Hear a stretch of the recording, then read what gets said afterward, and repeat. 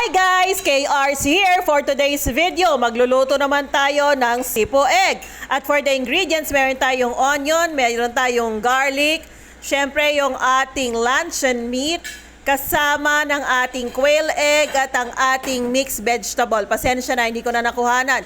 For the procedure, i-fry muna natin tong hiniwa natin ng mga luncheon meat. Pagkatapos, isama na natin ang ating sibuyas, gisahin at ilagay na natin ang ating tinalupan at nilagang quail eggs.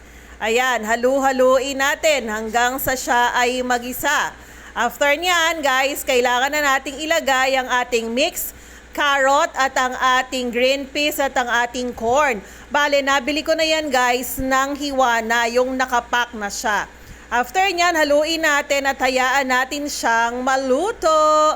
Ayan, di ba napakaganda ng kulay niya? Looks yummy. Takpan natin para sure tayo na luto siya after ilang minutes. Ayan na siya. Pwede na nating ihalo ang ating Nestle cream. O di ba not sponsored? Baka naman. So ayan, yan yung magpapasarap dyan, yung ating Nestle cream. At hayaan natin siyang kumulo. Pwede tayong magdagdag dyan ng mga pampalasa tulad ng paminta at asin. At ayan na siya!